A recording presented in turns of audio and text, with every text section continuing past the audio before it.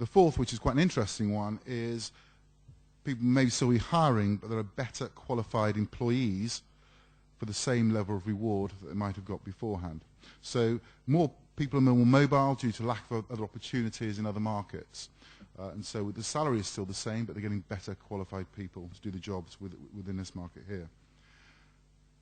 And finally, one of the biggest changes that we found was that there's priority for people within region as a hiring habit.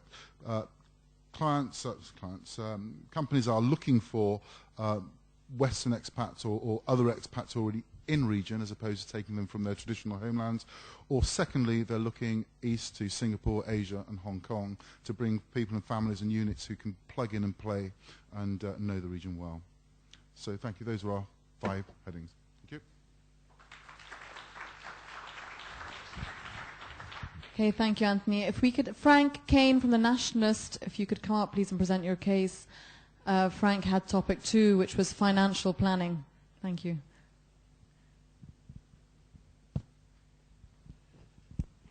Hi, thanks. I have to correct you. The Nationalist that may describe me, but not the newspaper.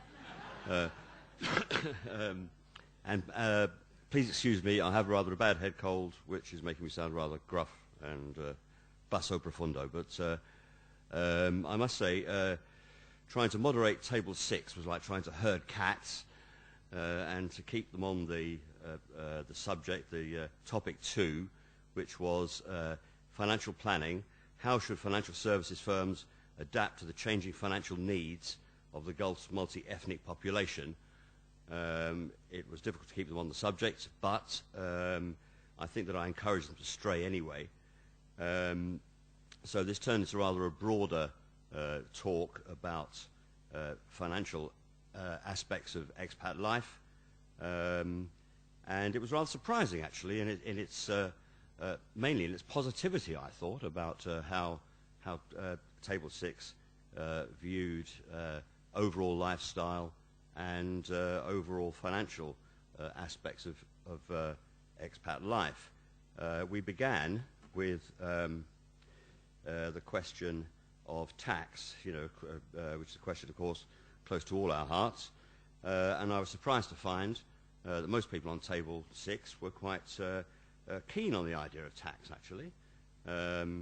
They were, on the whole, prepared to swap tax, or rather prepared to pay tax in exchange for long-term residency. The model that was often raised was Singapore, and they thought that between 10 and 15% levels of tax would be acceptable. I thought that was rather surprising.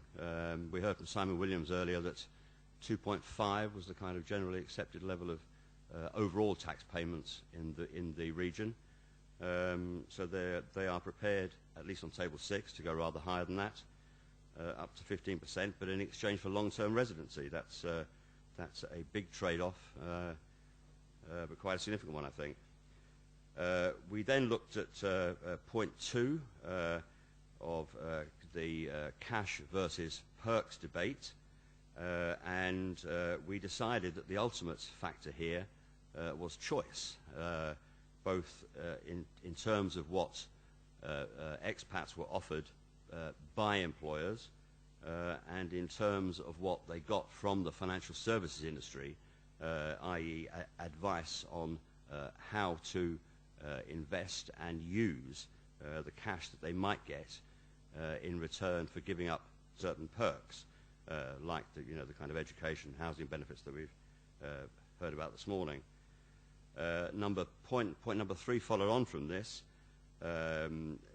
in that we agreed that the financial services industry needs to be more flexible in understanding expat customers' needs in terms of the products that they offer and the advice that they give about long-term utilization of cash packages here. We heard from Andrew from HSBC that the bank is offering, for example, advice on certain Sharia-compliant aspects which need to be taken into account for long-term investment and other financial situations. Fourthly, we were quite keen on more regulation, more government, so we are, rather surprisingly, in UAE terms, we are for tax and for big government on table 6. Sounds like the Republican Party, doesn't it?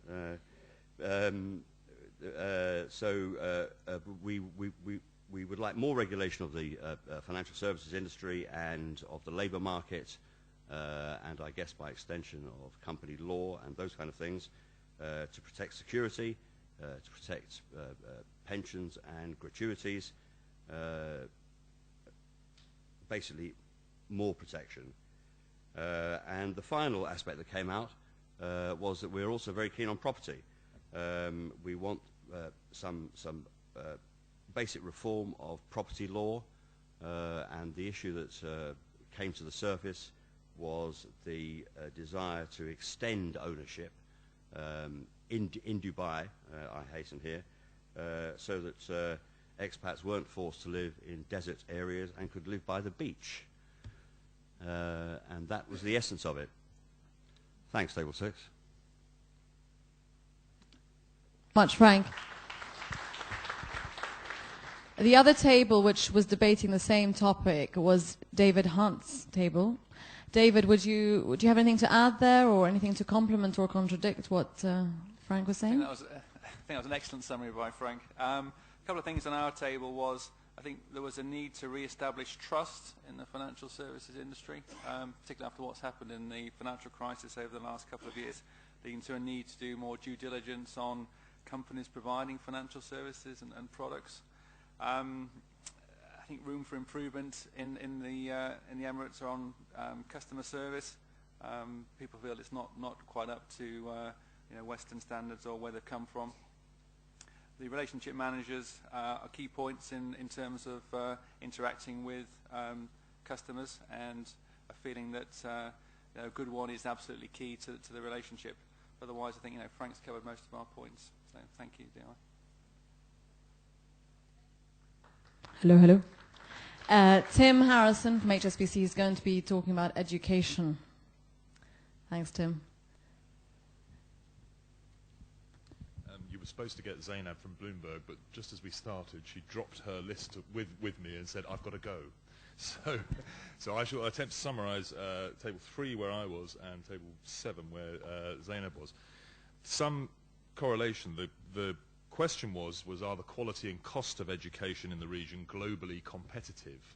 I'm not sure we actually answered those questions, but what we did do was come up with some good general points and observations about the education system, and also some recommendations, I think. Overall, I think there was a mood of optimism that the educational infrastructure can be a success here, but also tempered by a mood that it certainly is not now. Terms such as the quality of education is weak, particularly in areas such as arts, culture, sports, and perhaps surprisingly Arabic.